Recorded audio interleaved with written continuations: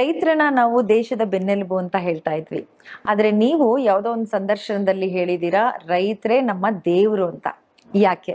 Just ನಾವೆಲ್ಲ ಕುತ್ಕೊಂಡು ಒಂದು ಅರ್ಧ ಗಂಟೆ ಕಣ್ಮುಚ್ಕೊಂಡು ಯೋಚನೆ ಮಾಡಿ, ಏನಾದ್ರು ರೈತರು 1 ವರ್ಷ ಸ್ಟ್ರೈಕ್ ಮಾಡಿಬಿಟ್ರೆ, ಒಂದೇ 1 ವರ್ಷ ಸಾಕು, ತನಗಾಗುವಷ್ಟು ಮಾತ್ರ ಬೆಳೆ ಬೆಳ್ಕೊಂಡು ತಾನು ಬೆಳೆದಿದ್ದನ್ನು ಇತರರಿಗೆ ಕೊಡದೆ ಅವ್ನ ಮನೇಲಿ ಇಟ್ಕೊಂತಾನೋ ಇಲ್ಲ ಅಷ್ಟೇ ಮನೆಗಾಗೋಷ್ಟು ಬೆಳ್ಕೊಂತಾನೋ ಏನೋ ಒಂದು ಮಾಡಿದ್ರೆ ಒಬ್ಬ ರೈತ, ಈ ಸಮಾಜದ ಪರಿಸ್ಥಿತಿ ಏನಾಗ್ಬೋದು? ನಮಗೆ ಬೇಡದೇ ಇರತಕ್ಕಂಥ ವಸ್ತುಗಳಿಗೆಲ್ಲ ಒಂದು ನಿಗದಿತವಾದ ವ್ಯಾಲ್ಯೂ ಇದೆ, ಆದರೆ ಅತ್ಯಂತ ಅವಶ್ಯಕತೆ ಇರತಕ್ಕಂಥ ವಸ್ತುಗೆ ವ್ಯಾಲ್ಯೂ ಇಲ್ಲ. ಅದನ್ನು ಉತ್ಪಾದನೆ ಮಾಡಿದ ಮನುಷ್ಯನಿಗೆ ಕೂಡ ವ್ಯಾಲ್ಯೂ ಇಲ್ಲ. ನನ್ನ ಪ್ರಕಾರ ರೈತ ಯಾವ ರೀತಿ ಇರಬೇಕು ಅಂದ್ರೆ ನನ್ನ ಕನಸು, ಅವನು ಬೆಳೆ ಬೆಳಿಬೇಕಷ್ಟೇ, ಬೆಳೆ ಬೆಳೆದು ಕೊಟ್ಟಿದ್ದನ್ನು ಅಲ್ಲಿಂದ ಪ್ರಕ್ಯೂರ್ ಮಾಡಿ ಜನಗಳಿಗೆ ತಲುಪಿಸ್ತಕ್ಕಂಥ ಕೆಲಸನ ಸರ್ಕಾರಗಳು ಮಾಡಬೇಕು.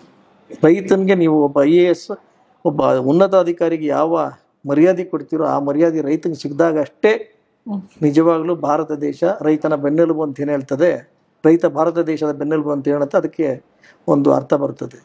ಖುಷಿಯಾಗಿರ್ತದೆ. ಪ್ರತಿಯೊಂದು ವಸ್ತುನು ನಾವು ಒಂದು ಅಂಗಡಿಗೆ ಹೋಗಿ ತಗೊಂಡ್ಬರ್ತೀವಿ, ಆದ್ರೆ ರೈತ ಬೆಳೆದನ್ನ ಯಾಕೆ ಅವನ ಹತ್ರ ಹೋಗಿ ನಾವು ತಗೊಂಡ್ಬರ್ಬಾರ್ದು?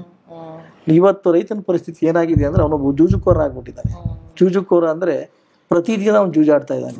ಏನಕ್ಕೆ ಅಂದ್ರೆ ಅವ್ನು ಬೆಳೀತಕ್ಕಂಥ ಬೆಳೆ ಅವ್ನಿಗೆ ಗೊತ್ತಿಲ್ಲ, ನಾನು ಬೆಳೆದ್ರೆ ನನಗೆ ಇಷ್ಟು ದುಡ್ಡು ಸಿಗುತ್ತೆ ಅಂತ. ಅವನೇನಾಗ್ತಾ ಇದ್ದಾನೆ, ಏನೋ ಒಂದು ಆಶಾಭಾವನೆಯಲ್ಲಿ, ಈಗ ನೀವು ಪ್ಲೇಯಿಂಗ್ ಕಾರ್ಡ್ಸ್ ನೋಡಿರ್ಬೋದು, ಆಡೋನ್ ಪ್ರತಿಯೊಬ್ಬನು ನಾನು ಗೆದ್ದೇ ಗೆಲ್ತೀನಿ ಅಂತಾನೆ ಹೇಳ್ತಾನೆ. ರೈತನು ಕೂಡ ಅದನ್ನೇ, ಇದನ್ನ ಬೆಳೆದ್ರೆ ನನಗೆ ಇಷ್ಟು ದುಡ್ಡು ಸಿಗುತ್ತೆ ಅನ್ನೋ ಒಂದು ಪ್ರಬಲವಾದ ನಂಬಿಕೆ ಮೇಲೆ ಮಾಡ್ತಾ ಇದ್ದಾನೆ. ಬಟ್ ಆದ್ರೆ ಎಲ್ಲೋ ಒಂದ್ ಕಡೆ ಆ ರೇಟ್ಗಳು ಕುಸಿದಾಗ ಅವರ ಎಂಟೇರ್ ಶ್ರಮ, 3 ತಿಂಗಳು 6 ತಿಂಗಳ ಶ್ರಮ ಬಹಳ ನಿಜವಾಗ್ಲೂ ಶೋಚನೀಯ. ಸೊ ಆ ನಿಟ್ಟಿನಲ್ಲಿ ರೈತನ ನಾವು ದೇವ್ರ ತರ ನೋಡ್ಬೇಕು ಅನ್ನೋದು ನನ್ನ ಭಾವನೆ.